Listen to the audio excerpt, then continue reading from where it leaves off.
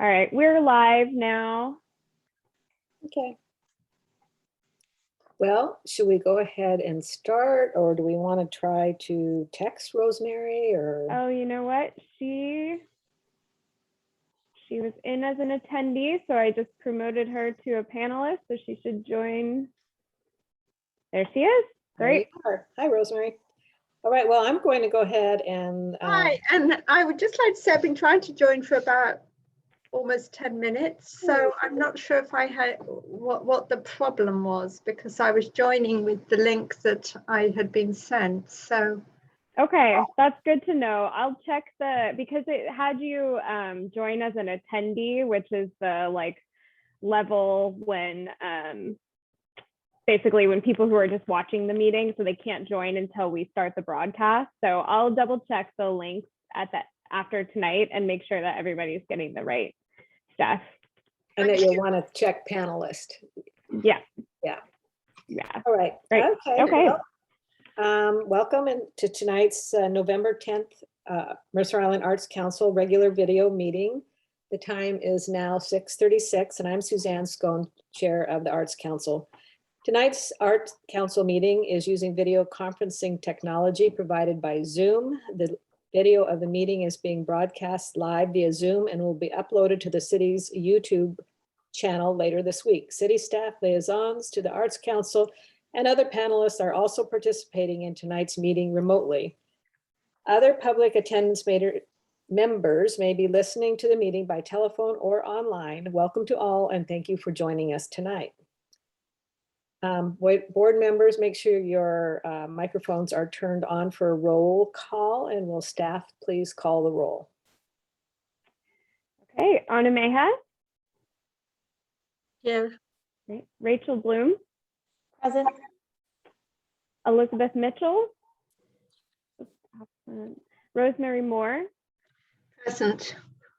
Suzanne Scone. Here. And Amy Barnes and Eric Gordon let us know that they were going to be absent tonight. So that's everybody. Great. So Sarah, you were going to do a welcome for Rachel so we can meet her for our first time. Yes, so we are finally back up to full board capacity, although it doesn't seem like it tonight since we have 3 absences, but we're very excited to have Rachel on board, filling the final position and that was vacant. Rachel, do you want to introduce yourself and just say a little bit about, your background, your interest in the arts, your interest in Mercer Island community since you've been living here? Sure. Hi, everyone. I'm Rachel Blum. I'm really excited to be a part of the Arts Council. Let me see. My husband and I have 2 young children. We live mid-island, and we moved here in spring of 2020. But I've been visiting my husband's family here for 20 years. So my children are, I guess, 4th generation to live on Mercer Island, which is mind-boggling to me. I've been a lifelong patron and lover of the arts. I did a very short stint in art school and found that while I personally am not talented, there are other ways that I can support and contribute to the arts community. So I've been a season ticket holder of Pacific Northwest Ballet since I saw Baryshnikov come when I was 5 years old in the early 90s. I'm involved with the Junior League of Seattle, which has the Northwest Art Program. And then locally, I am on my children's Mercer Island Preschool Parent Teacher Association, where I'm the co-chair. And then I'm also on the Mercer Island Preschool Association's Board of Directors. Trying to think, I don't think I forgot anything else locally that I do. But I just was doing some research for the Junior League, some projects that I'm working on, and came across the Arts Council and the opening, and thought I would throw my hat in. And so I'm looking forward to learning more about the important work you do and contributing to it where I can. Thank you and welcome. Wow, quite a resume. I don't know, do we want to just say a word about how we ended up here? And so, yeah, sure. Well, I'm the chairperson right now for a bit more. I'm Suzanne Scone, and I've been on my island for, I don't know, 35 years or something, but just sort of an active, been on the planning commission and the chamber board, and I opened a business here a long time ago, the auto spa, and ran that but now I'm out of that. And I just, I started out as an art major too in college and said, I'm not so good at that. But now I realize that you actually have to work at it. So that's what I learned. Somebody else? Anna Meha, introduce yourself. Yes, I'm Anu Meha. I've been a resident of Mercer Island since 2016. I had never thought ever that I'll be living here, but I'm glad I moved here because I love it, and I'm also a lover of art. I actually practice art as a hobby, but like Suzanne said, it requires work, and I don't think I do as much. Yeah, that's about me. And Rosemary, do you want to introduce yourself? Sure, yes. Hi, I'm Rosemary Moore. I moved to the island 24 years ago with my husband and 2 teenage children. And I've always been a lover of the arts. I was a docent for a while at Seattle Art Museum. I'm not a practitioner. I appreciate the arts. I don't do them. And every now and then I do a class and I'm reminded it's a lot of work. But I love the arts, and I retired about 3 years ago. And so I have a little time to contribute to the community. And I love all kinds of arts, including performing arts, and I would love there to be more performing arts on the island. And Carol, let's have Carol and Emily and Ryan say hi too, so everyone knows who they are. Hi, I'm Carol Whitaker. I am a member of the Mercer Island Visual Arts League, which is Myville on my picture. It is a arts nonprofit on the island that was established in 1961, the same year the city became a city. We're a group of artists who are also volunteers. All the service projects we do are done by volunteers. We have no paid staff. We do not keep a budget of any sort beyond what we need to run the organization and to sustain ourselves through things like COVID. We have a gallery over by the QFC. We've got art in the community center now, yay! And we do junior art shows, and we do scholarships, and we do whatever we can to work with the community to try and promote visual arts on Mercer Island. And I am an artist, and have been for about 15 years, and prior to that was not. So I encourage you all to pick up art.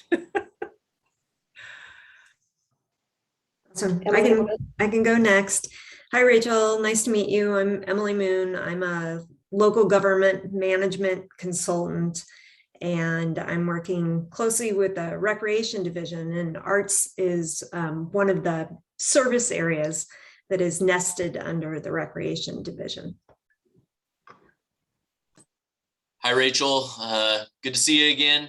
We had a chance to catch up last week, but yeah, Ryan Daly and I am our operations and transition team manager. And basically my role over the last year has been to help to restore or reset the recreation division. So as we go into next year, I will be assuming the liaison duties for the Arts Council and working closely with everybody on the screen and those not on the screen. So welcome.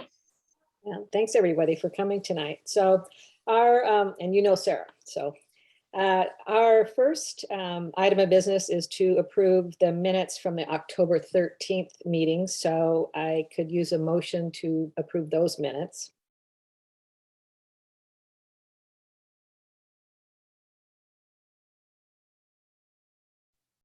I do. So Anna Meha, was that you that said you Yep. would make a motion to approve the minutes? And do we have a second? Second the motion. No. Thank you. Thank you, Rosemary. Okay, so we have a motion and a second.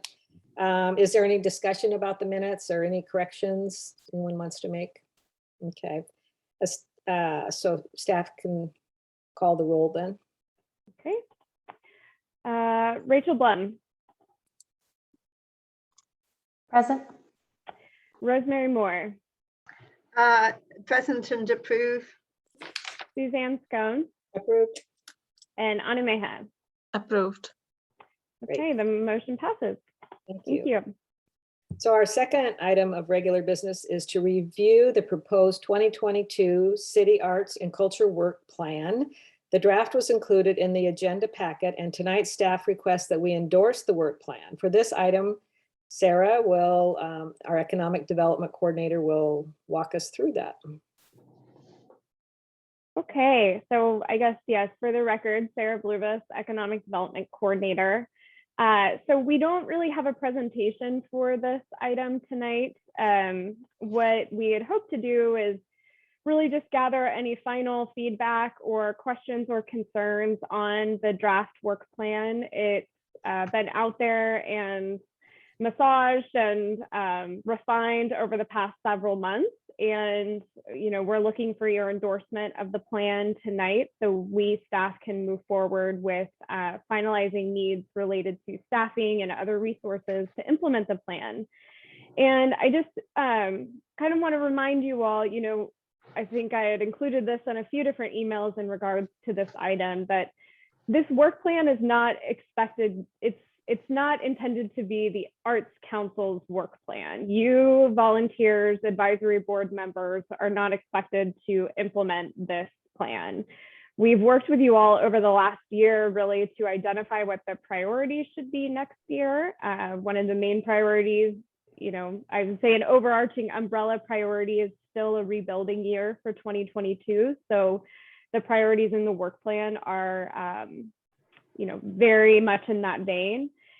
And so what we're looking for tonight is an endorsement of the plan, and then we staff will take it and, you know, make good on it. We will implement it over the next year, and it includes policy pieces, it includes Arts Council stabilization, board recruitment, and engagement pieces, because we want to keep you all engaged and excited about collaborating with the city on arts and culture work for the community.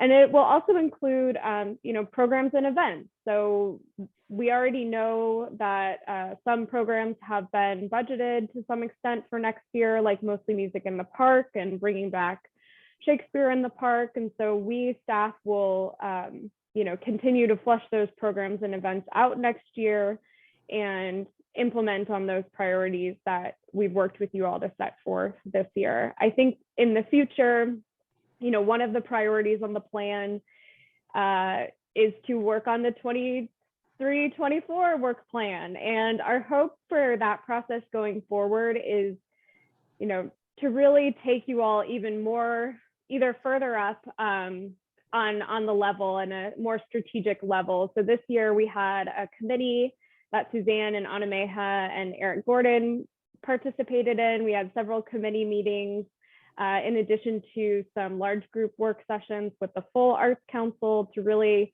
identify those priorities and start to attach some work plan items to them.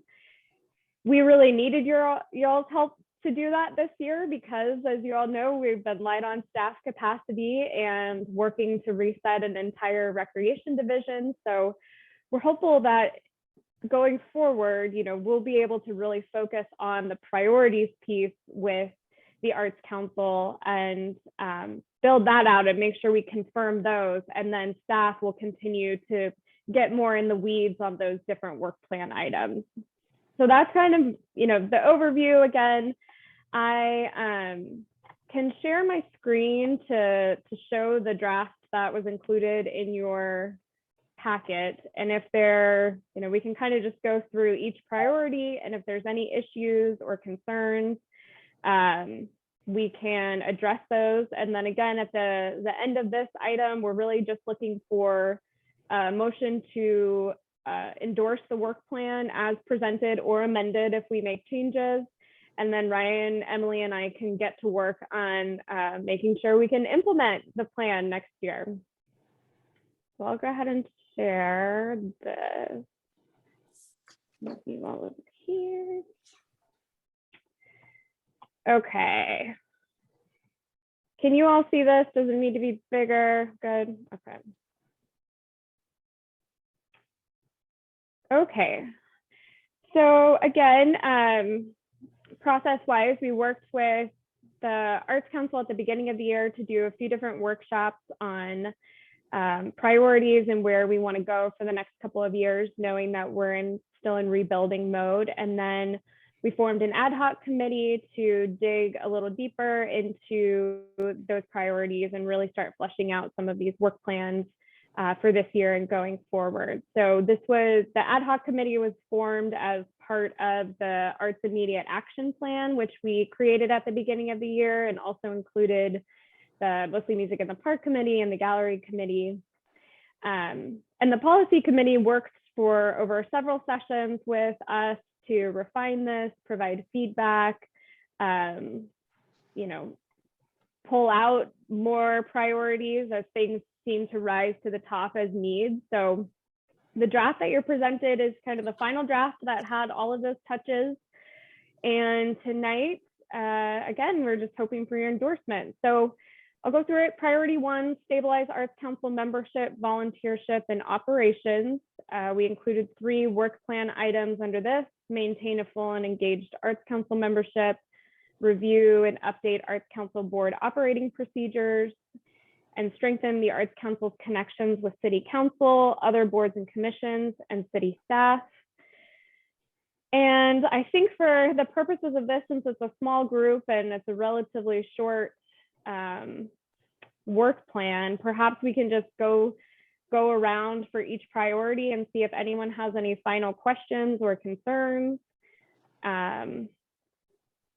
So maybe Suzanne, I'll start with you, and then we can. I'll just give it a thumbs up. I think we, had quite a bit of input on all this last time we met. So, and I'm sure that the changes have been incorporated best I could, look at it myself. So yeah, that's just, if anyone has any comments or concerns, they should just free for all it. Otherwise, give her a thumbs up and we'll move to the next item. I think I had I do have one question which I raised in my email, which was, I was suggesting that we should go back to list the actual events that are planned at the moment under 3.1. And I understand that, Sarah, you don't feel that that's necessary. I'm just, so my question would be why? What do other people think about that? Yeah, so I'll just move ahead to that priority. So priority 3, garner community input on and support of city arts and culture. This is the priority related to programs and events. And so Rosemary is referring to 3.1. And in earlier drafts, we had a listing of known events. It included Mostly Music in the Park, the Mercer Island Gallery, Shakespeare in the Park, Public Art Stewardship, and I think there was a blanket bullet for other projects as they arise. And I think Ryan can also speak to the decision to remove the bulleted list. We want to maintain some flexibility, so we don't want to, our department work plans are generally not that detailed, and this work plan is going to get folded into a department work plan. And then the resources will be allocated, out to that work plan in order to implement it. So it'll be folded into that plan. We already know that some of those programs are budgeted for next year. And so, they're effectively already on the work plan, the deeper items on the work plan, the more specific items for implementing. So, we kind of wanted to leave this one open because we also want to be able to come to you all at times next year if opportunities arise, and be able to pursue those opportunities. We also think that, we don't want to create kind of a box to put you in terms of programs and events, or in terms of arts and culture programs and events.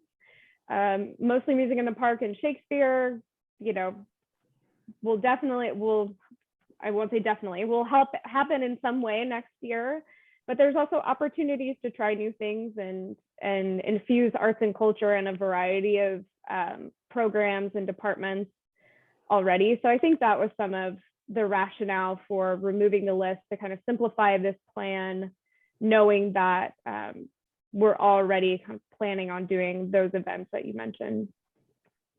And I'm going to go ahead and call on Emily, but before Emily, I just also want to say, for me, it's kind of this is a high level document, and I wouldn't feel inclined to get in the weeds too much. And it allows us to be a little bit more nimble. For example, if a virus came along or something, we had to change plans. So Emily, did you have something? Yeah, I'll just echo what you just said, Suzanne and Sarah, and say part of this is also timing. The plan, the work plan gets developed around the same time we were developing the budget. And so staff did a good job of asking committee members and Arts Council members, what are the priorities? What would you get excited about? What would you like to see? We wove that into a budget proposal. But this work plan is going forward for your endorsement at the same time the city council is considering the budget. And that's the group that has the authority to allocate funds.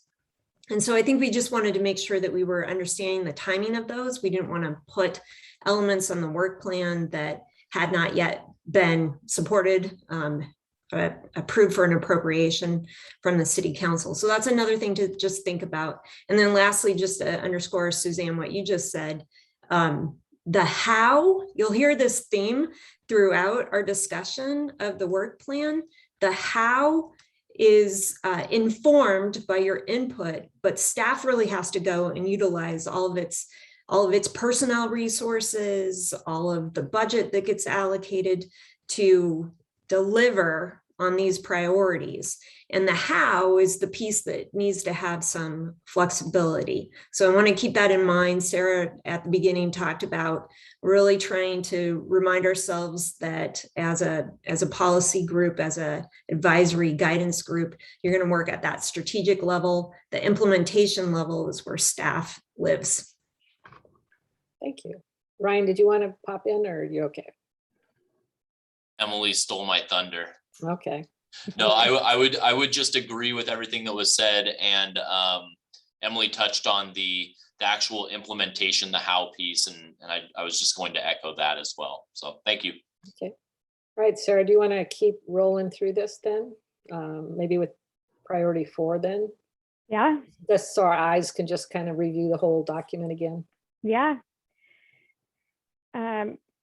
And I guess just to go back to Rosemary, does that kind of satisfy your question or your concern about leaving the bulleted list out potentially?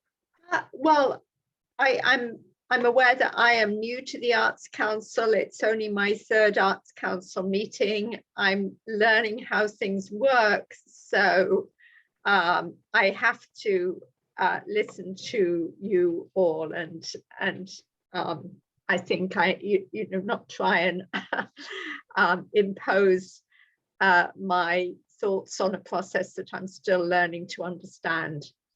I would see no harm in putting these in as things that we would hope to do, understanding that obviously there can be emergencies that would always mean that something couldn't happen. But having said that, I'm as I say, I am learning the process, and therefore I will accept everything that you say. Great. Well, I'll go. Okay, so we'll look at priority 4, and then I'll scoot back up to priority 2. This priority 4, address city arts policy and procedure needs. Review, there's one item under this: review, update, and or develop policies and procedures as prioritized in the timeline provided in Appendix A. And that is this beautiful spreadsheet included as Appendix A. So we've talked a lot about over the last year about the need for some policy updates, some policy development, some process development as well. A lot of it tied to the public art collection or art in the public realm. And, we want to make sure that we're making progress on those policies and procedures over the next few years. And, a lot of these policies will lead to some of the bigger picture items we've discussed as a group, things like the Sound Transit Light Rail Station opening in 2023, and more focused collaboration with Design and Planning Commission on incorporating public art or art in the public realm into private development. So this is primarily foundational work that we still need to do. This spreadsheet, this chart is an attempt to timeline it out over the next 3 years. And, this may evolve, it may change depending on what's happening citywide. There may be some citywide developments or planning processes that it would make sense to get involved with. Some of those are already incorporated here, like the comp plan update, which will kick off next year. So I anticipate that this would be a fluid really a working timeline that we staff would revisit often and revisit with you all, the Arts Council in particular, as resources and new opportunities, arise. I have a question. You have the policy and planning needs column heading, and then you have timeline, and then you have the bar chart. Is there any difference between the timeline and the bar chart, or it's just a graphical thing? Because is it redundant there? I didn't know if there was something like timeline has to be done because city code says you have to do it or something. No, there's nothing right now. Well, aside from pieces such as the comp plan and some other planning projects, we get involved with other parks plans, for instance. Those will be time sensitive, but there's nothing in the code dictating this timeline. Excuse me. The timeline column is meant to show the duration. So if we start the 1% for art and public places ordinance update in 2023, I anticipate that it will stretch through the end of 2023, but I think we could get to, having an updated ordinance to present to council for adoption by the end of 2023. And then for something like, the annual bylaws review, we have to do that every year. So I've tried to demonstrate that it would happen from 22 to 24, knowing that this is just a 3-year timeline. And then the subsequent bars are to just kind of show, okay, it's going to happen each of these years. We can look at the 2022 column and see how much is there. We can look at the 23 column and decide, okay, do we need to adjust? Do we need to push something out to 24 because we have too much working on in 23? So it's really kind of an arbitrary way to organize the timeline and help visualize just how many different policy and procedure needs there, or procedure work items there may be in a given year. Great, thanks. Emily, do you have a question or comment? Yeah, I just wanted to add, Sarah, and I'm thinking about this in the context of what we've been doing with the rec division on some of their policy and procedure development. And so I thought I'd just mention it to the Arts Council that there are things on this list, not only that may change as Sarah spoke about, but there are elements of these policies that we know will need to perhaps go forward, either whole or in part policies that need to go forward to City Council for their endorsement or their action, or another board or commission like the comp plan element, right? So that's important to keep in mind, where other groups will have touches, and we'll provide that information to you as we continue to develop out this work plan item for policies and procedures. And the other thing to keep in mind is some of these policies and procedures may also need only a piece to be endorsed by the Arts Council. A portion of the policy or the procedure may be thought of more as administrative regulation, or just, you know, what are the steps the staff needs to do to implement a policy. So I also want to just plant that seed for all of you that we'll need to continue to tease that out. Where does the Arts Council need to work as advisory and policy oriented, and where does staff need to work as implementer? You know, again, this concept of working on the how. We need to make sure that we make good use of each party's time. Yeah. Great. Okay. I'm seeing any other hands or questions? Okay.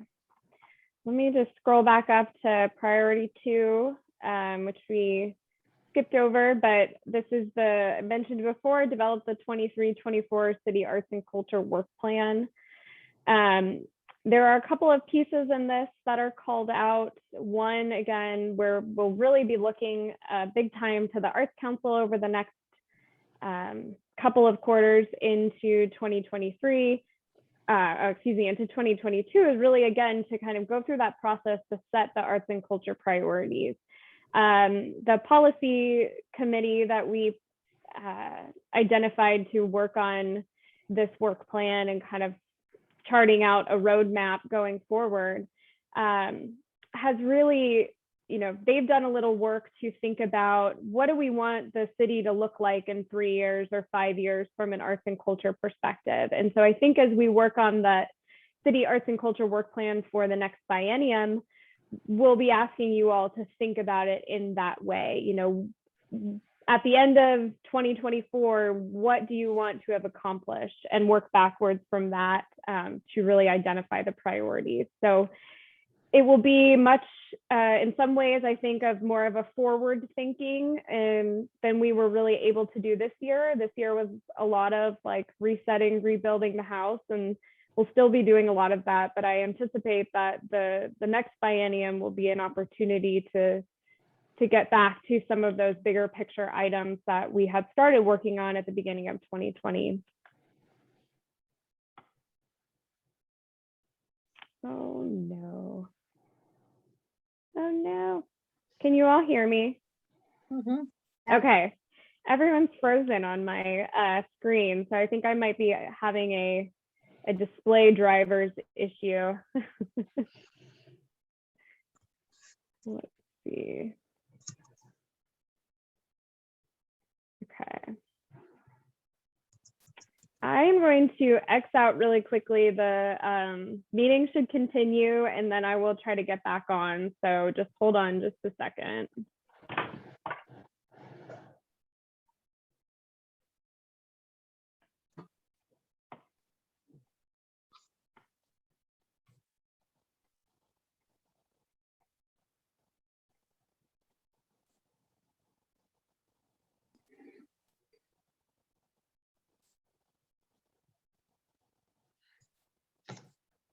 Goodness. Sarah, next time that happens, it's the Arts Council. There needs to be like some kind of performance or song or something that happens as an intermission. I'm in my spot next to the cat food, hardwired in, and I'm still not, things are still failing, but okay, well, you all look good to me now. I guess from here, I mean, do you want me to put the work plan back up, or do we feel comfortable enough in doing a thumbs up, thumbs down, or a motion to endorse? Okay, well, Anna-Meha, would you be willing to then make a motion to endorse the 2022 Arts Council, the City Arts and Culture Work Plan as presented? Yes, I make a motion to approve this plan as presented. And is there a second? Yes, I will second it. Thank you very much. So any further discussion before we vote to endorse the 2022 work plan? Okay, then we'll have staff call the roll on that then. Okay, Rosemary Moore, Approve. Suzanne Scone, Approve. Anna Meha, Approve. and Rachel Blum. Approve. Wonderful. So Thank that you. passes. And now we move on to our final item of regular business is to review the Arts Council bylaws. We are starting this review tonight and will return at our December meeting to vote on proposed amendments. No formal action is requested tonight. For this discussion, we welcome back Sarah, Economic Development Coordinator. Okay. Okay, so I'm gonna try sharing my screen again. See what happens.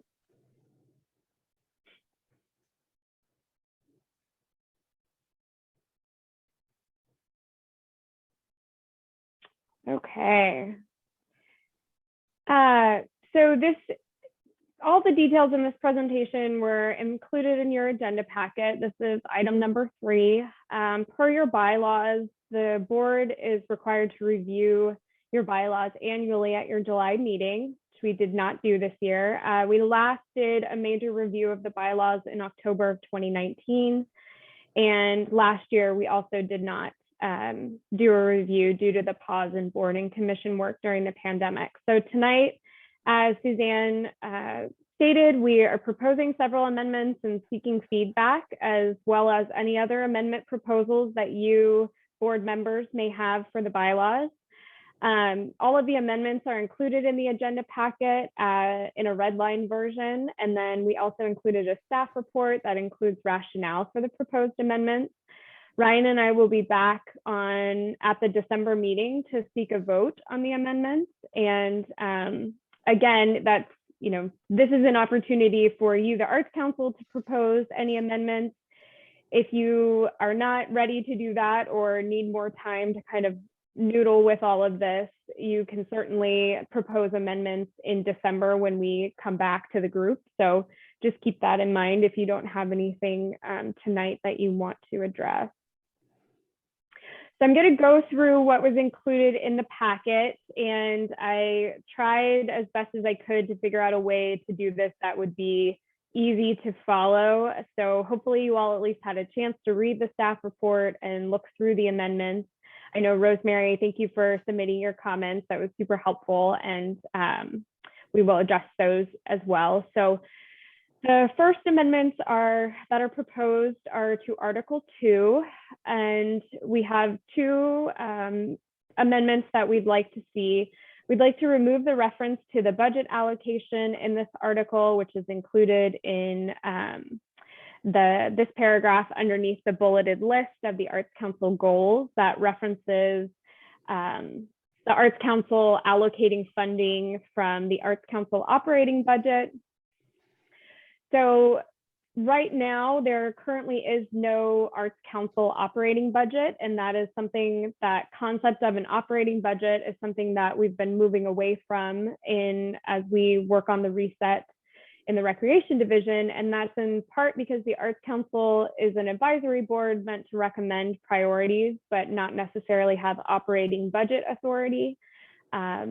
Key thing to note, this is separate from the 1% for Art and Public Places Fund, which you all do have kind of an advisory, a more closely set advisory role over, and no longer kind of have a specific Arts Council operating budget.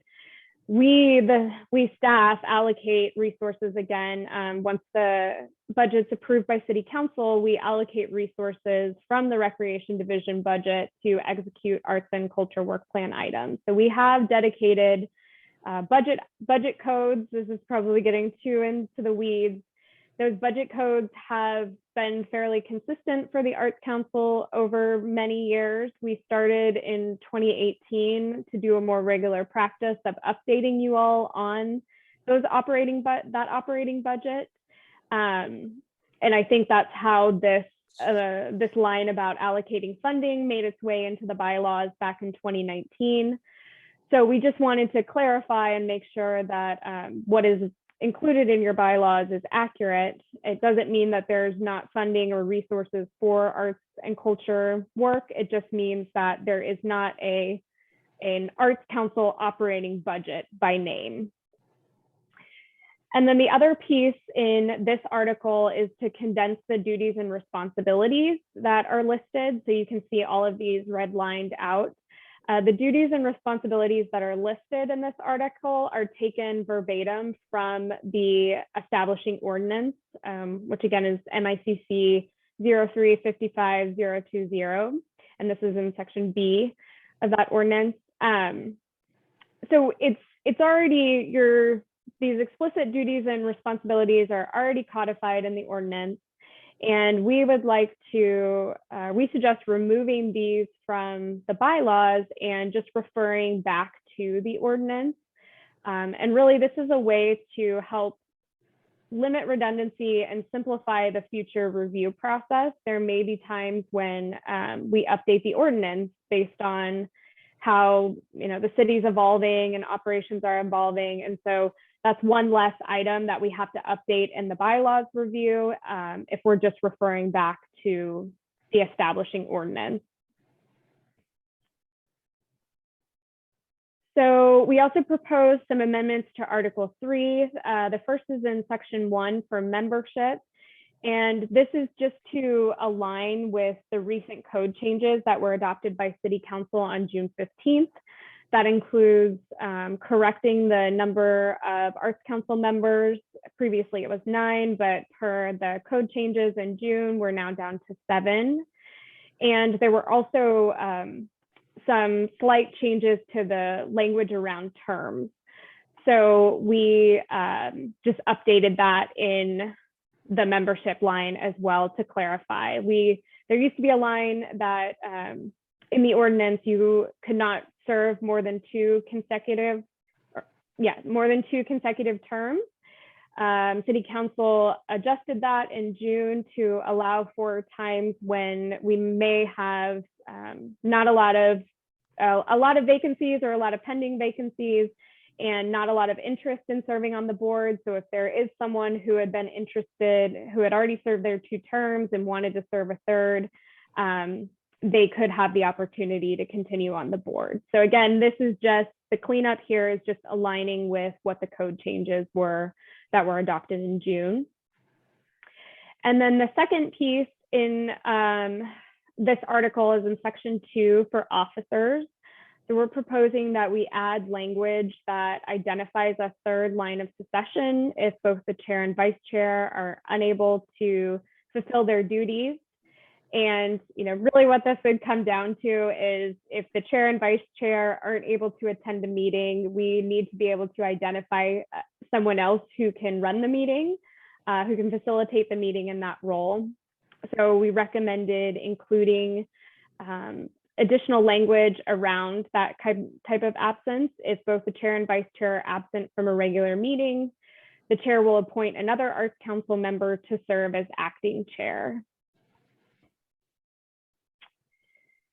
Also in Article 3, there in Section 3 for committees, we are proposing to simplify the details that are outlined for Arts Council committees to provide more flexibility for committee creation and structure in the future. Currently, the bylaws articulate 6 standing committees. Back in 2019, we had very active committees, all attached to different program elements such as the gallery and performing arts like Mostly Music in the Park and Shakespeare, as well as some that were maybe a little less active like the Community Relations Committee. And so we're proposing that we strike all of the language about standing committees from the bylaws as it stands now, just as a way to kind of leave it open in the future. We're not sure if we'll need these committees, and so we don't, as we continue going forward and rebuilding and plotting out the future, we don't necessarily want to be beholden to these specific committees. That said, we are of course very interested in leaving in language around the ability to form committees. in an ad hoc way or a standing committee way in the future. So we have, the language allows a little more flexibility around that. Rosemary had submitted a question about how will committee appointments be made in the future. And so one possible approach is to insert the language that you see here in blue as a subsection: creation of committees and selection of members. Any Arts Council member or staff liaison may propose the formation of a committee to assist with specific city arts and culture work or other projects as requested. Once a committee is proposed, it is approved by a simple majority of the Arts Council. The chair, in consultation with the vice chair and staff liaison, will appoint committee members. The chair will consider interests and requests of individual board members when making committee assignments. I know that it's a little jargony. It is modeled off of the committee appointment process that City Council uses. It is also pretty similar to the process that we used previously for committees. We are just suggesting that rather than defining that in December, at the December meeting, we'll hand out the committee interest forms and then you give them back and then we appoint them, that it can be a little more fluid as needs arise for committee work. Can Yeah. I ask a question just about that? So how are committee members appointed at the moment? Just out of interest. So currently, for the standing committees, we have a process where at the December meeting, staff will distribute what we call a committee interest form, and it just includes, a list of all the committees, an option to, if you're interested in chairing a committee or if you're interested in being a member of a committee. And then we would collect those forms and in January make appointments. I can also say that the committee structure, the 6 standing committees were created back when the Arts Council was a board of 11 members. Right now we have 7 members, and we already kind of had an issue where sometimes a chair of a committee would be really the sole person in that committee working on projects or working in consultation with staff on various areas. So even, now that we have a condensed board, having 6 standing committees seems very, very daunting to me. And I also think that it would be challenging for Arts Council members, given that, we're a smaller board now as well. Carol, did you want to pop in?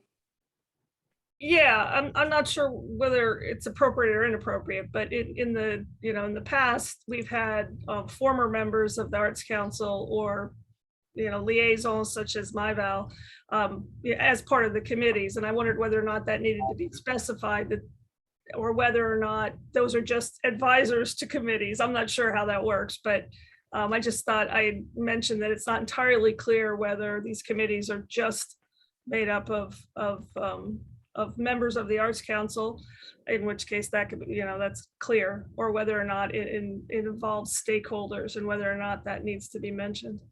Mm-hmm. That's actually a really good point. Thank you for raising that, Carol, because one of the goals I think we've had in the past with the committee structure is using it as a way to incorporate more community members in the process who aren't necessarily Arts Council members. So I think offline, I think that would be a great addition to condensed text, and offline, Ryan and I can work on figuring out how that should read, and we'll bring it back in December as part of the final review of the code or the bylaws amendment. Sarah, sorry to chime in. This is Ryan Daly. I would be curious from the members here, as we go to draft additional language, what the feel is from the Arts Council to give us a little bit of direction on involving whether it be general community members on these committees, or previous Arts Council members, or other. So I'm curious to see what that conversation looks like before preparing any language. The first thing that comes to my mind is, just interested parties, very generic. I mean, you think of James and the Prairie of Possibilities. I mean, we had more lead time. Maybe he would be on that committee. The artist could be on the committee, and maybe, some other stakeholders. I think it's a really good idea and one of our initial goals was to engage more people in the community, and especially at a committee type level. So I'm all for it. I think it's a great idea. I don't know if that helps you with language, but. Yeah, I agree. I think we should keep it open for anybody to participate, like, and help, with the goals and objectives of the city and arts in general. So I agree with Suzanne.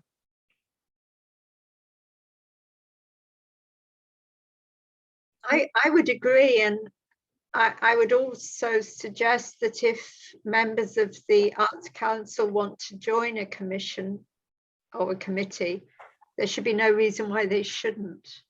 Right.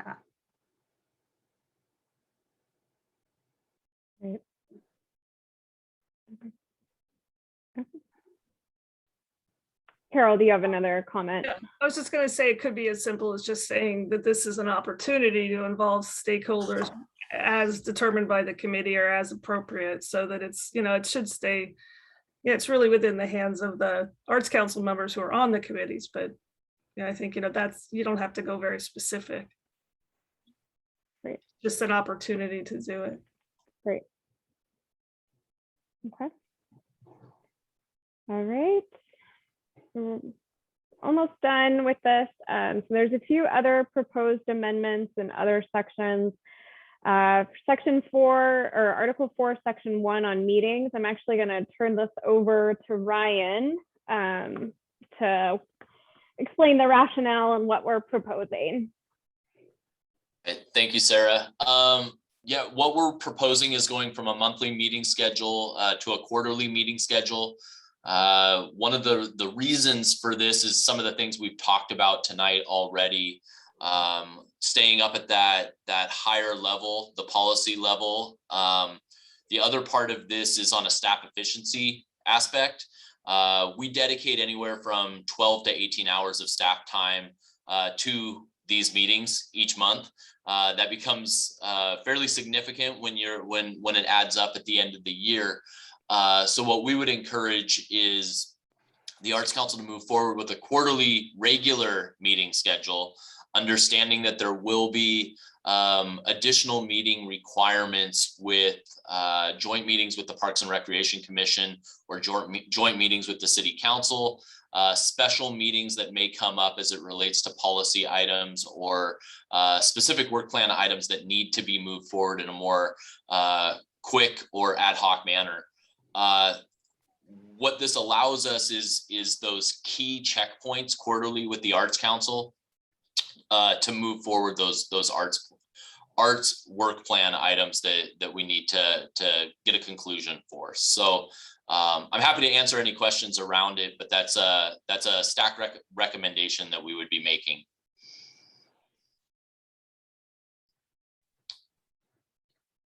I think may I speak? I think I had a concern as to whether quarterly was sufficient. So I was wondering whether every alternate month would be a good bridge going from monthly to less frequent. If, of course, you're having other meetings, ad hoc meetings, then maybe the quarterly would be sufficient. Now, I'd be interested to know what other people think. I'll say I'm a bit biased because I also have to, prepare for meetings at work, and I will say fewer meetings are more productive. So I'm all for like quarterly meetings, because I know as committees and like Ryan said, with Parks and Rec and Council, City Council will have additional meetings. So there will be a lot of avenues for us to to provide our input and also like keep it effective and productive for everyone, including staff. So I'm okay with quarterly. And I do like the suggestion of every other month. I thought that is a good idea, but I think I could go either way, quarterly or every other month. But I personally like to do the roll up the sleeves and work in a smaller committee. So I'm okay with the quarterly, with the getting the work done committees meeting, how, they might be meeting every week for several weeks or several months to get something done. So it really takes that kind of level of commitment that you can't get in the once a month. That's why the committees are so important, because you can really get some momentum going and kind of relationship with your other committee members and maybe stakeholders in the community too, that really want to put some time into something. And so I like that model. I think that's a good model. Any other comments or? I think, to me, this comes back to if we're changing the way that committees are formed, and I totally understand and appreciate the reasons for that, how are we going to get on the committees? Well, I see your point, Rosemary, and I think we could go back to that slide. And I was looking for, any Arts Council member or staff liaison may nominate or, nominate themselves or another committee member. And, I may propose the formation of a committee and as well as nominate themselves or another committee or another Arts Council member or a member from the community or an artist or whatever. So yeah, we definitely could add something about nominating, and then we can vote on that. I mean, if we need to, hopefully we'll be very inclusive. If people want to do some work, we'll include them. And I'll say, like in the past, I have nominated myself, and then an ad hoc committee has been formed. So I think I've always worked in ad hoc committees. That was like never pre-planned. So it's very flexible. Yeah. I mean, you can say nominate yourself or volunteer. Any Art Council member may volunteer for committee assignments. Yeah, and I will confess, this is just language I threw together probably 2 hours before tonight's meeting. So I think there's definitely room to enhance it. I really like the ideas that are coming up in this conversation to make sure that there's at least a clear path forward for committees. It may not be as prescriptive as it is in your bylaws right now, especially knowing that we haven't really done the standing committee work for the last couple of years. So Ryan and I will definitely work on the language and give something a little more enhanced to respond to in December. Sarah, this is Ryan again. Just to chime in, this is something that I will, with the Parks and Recreation Commission as well, I would like to see a sort of a standard process for both. I know we've struggled with that a little bit on the Parks and Recreation Commission side. So as you mentioned, we'll take this offline. We'll see what we can draft together. We have some contacts out there that are doing this kind of work, and we can bring something back to the Arts Council at the next meeting. Great. Okay, so so Ryan covered meeting schedule. The other proposed amendment to the meeting section is to remove the meeting location. Currently, your bylaws detail that your meetings take place at the community center. We're just removing the location to provide flexibility for if the Arts Council remains virtual or shifts to a hybrid model. we're hopeful that we'll go back in person, that you all will be able to get back in person next year. There is a high likelihood we would have to move meetings to City Hall, given the technology and requirements we would need to do a hybrid meeting, if that requirement continues forward. So that's part of the reason we are requesting to, just strike the community center from this section to give us some more flexibility. And also in Article 4, Section 4, the order of business, the proposed amendment is just to align with the order of business that the city clerk has preferred. We've worked over the last year and a half as an organization to streamline the agenda formats and agenda packets. Those Arts Council members who have been on the board for a while or were here pre-pandemic, you've probably noticed that things look a little more official than they did before, and that's all in part due to the streamlining of these processes. So Rosemary did point out that I had accidentally suggested that we strike approving the minutes from your regular or your typical order of business. I am not suggesting that. That was a typo. So the screenshot from the bylaws I included on this slide is corrected, and we'll make sure that it's correct when we come back to you in December. And then finally, with the Article 9, which stipulates the review of the bylaws, we want to clarify the type of majority required to approve amendments. We're requesting or suggesting that it be approved by a simple majority, which would be 4 of 7. And this just helps provide clarity when we take the vote on the bylaw amendments in the future. So that's it. Does anybody have any questions?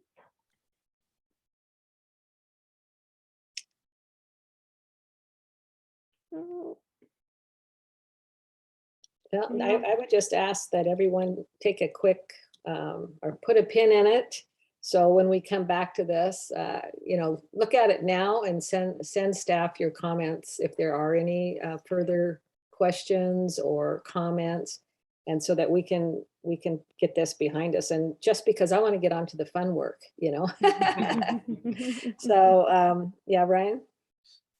The only other question I might have for this group, and staff didn't include it in our recommendation because I don't know that we actually have a recommendation on this, but would be meeting time.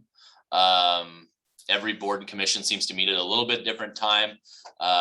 Some have said that 6:30 is late, 5 o'clock's too early. Just curious what the feel is from this group.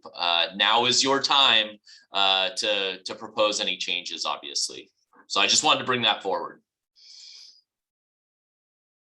Could that be something that was flexible? Like you'd say, as we annually update our bylaws, that the group can vote, the council would vote on what their meeting time is, just because some people may not be able to get to the meeting unless it's 6:30, but if the majority or everyone says it's better to start it at 6, then let's start it at 6. I personally don't have a preference, but maybe keeping it just a check-in with people at the beginning of a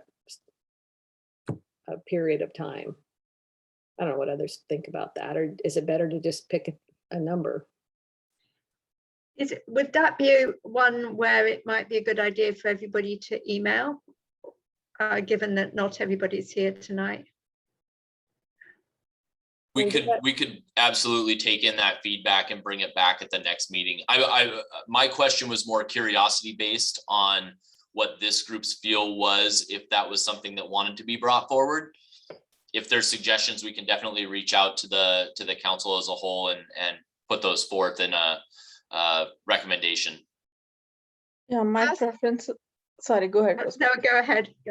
I was just gonna say 6:30 works better for me than 6, because then it gives me like some break between work and then starting this meeting. So I'll stick to that. I like 6:30. I mean, it finishes up the evening a little bit earlier, or gives you more work time if you need it. So you don't go so late. So I think I like the 6:30 if you want my comment. I personally wouldn't want it to be any later. Okay, Neither would we. Staff. there you Great. go. Great. Okay. Well, take your agenda packet, review, think on some of these comments and questions that have come up tonight. We'll be back in December with some updated language for some of those items. If you have amendments that you want to propose in between now and December, please reach out to Ryan, Suzanne, and me to share those, and we can figure out how best to efficiently manage the process in December. But other than that, we'll be back in December for a vote. Great, thank you. Thanks. Thanks for your work on that too. Is there any other department updates you guys have tonight from staff? Or Ryan, you should talk about Prairie of Possibilities. It was a wet one, but it was for those of you, I hope that some of you got out there and at least got to check it out or see the pictures. The pictures don't do it justice, I'll say that. It was a pretty cool experience to be out there. Very well received from the community. What we're going to be doing as staff over the next week is recapping the event, reviewing it, and probably coming forward to the Arts Council in January with sort of a case study as we look to move forward with these opportunities in the future and how we can enhance the process for both the Arts Council staff and the artists. So looking forward to having that conversation. But it was, for one of the wettest weekends we've had. I mean, what more could we ask for? It was a good opportunity. Unfortunately, we weren't able to allow patrons onto the grass. We had about an inch of standing water on Saturday morning. Friday night, people bypassed the signs, and we were fortunate that it was windy and sunny on Friday, and it dried out that grass just enough to reduce any damage. But unfortunately, Saturday and Sunday, we had to view from the exterior pathway. But all in all, I think it was well received. Curious to hear your feedback as well. Yeah, I saw the pictures and it was like, man, I wish I should have like at least, passed by it. Is it possible to have like a permanent installation like this? Because I think that would be so cool. I went on Friday night, and I was one of the people that tromped through the middle of it and made a mud hole. And Saturday I was putting on my shoes and I was like, what is this? Because it was so dark, I didn't see that my shoes were just covered in mud. But it was very cool, and it did make me kind of wish we'd done it in the sculpture garden with the sidewalk. I think it would have fit really well there. And I even put a posting on Nextdoor. I thought that particular art was amazing and could be a wayfinding type thing with Link Light Rail and the sculpture garden. So I think it's a real opportunity. I'd like to stay in contact with the artist and hopefully maybe he'll come back or have some other proposals. I just think it was a really, it's because it's dynamic, and it fits in the darkness, it just really was a neat opportunity. So thank you for making it happen, you guys. Anybody else see it in person? I feel really bad because I intended to, and I was really busy and I just didn't get around to it. So I'm sorry. I would love it. I mean, based on what everybody's saying, it would be great if it could be up for longer. I don't know whether that would be feasible at all. Mm-hmm. I realize it's been taken down now, so it's possibly a bit late for this conversation, but I think what we're hearing is there are possibilities. Yeah, see what I did there? Thank you. Yeah, good job. The other thing I would mention, and it relates to lighting, is Illuminate MI, and you may be noticing that the holiday lights are being hung out there. The sculpture gallery is also being included this year, which is really exciting. That the tree in the center, as well as some additional illumination that's going on out there. So the footprint's growing. It's kind of exciting that we're activating that space. Sarah and I talk about different ways to do that in the future, which I'm excited to bring forward. But truly, this has opened up some additional possibilities for us as we continue to grow. And remember, we're doing all of this still in the midst of a pandemic with extremely limited staff. So our opportunities really grow as we go into the next biennium as well. So there's opportunistic, Ryan, feeling really good about where we're headed. Anyone else have any business or anything they'd like to share tonight? Okay, well, there being no other business to come before the Arts Council, the time is now 7:46 and the meeting is adjourned. However, as a reminder to members, please stay seated until city staff has terminated the Zoom broadcast. And it was great seeing everybody, and thank you for joining us, newcomers. And Yes. Rachel, welcome. Welcome. And thank you for an efficient meeting. 7:46. I think this was a new record. I have a reputation for that, I think. Sorry. Thank you so everybody. much, everyone. Have a great night.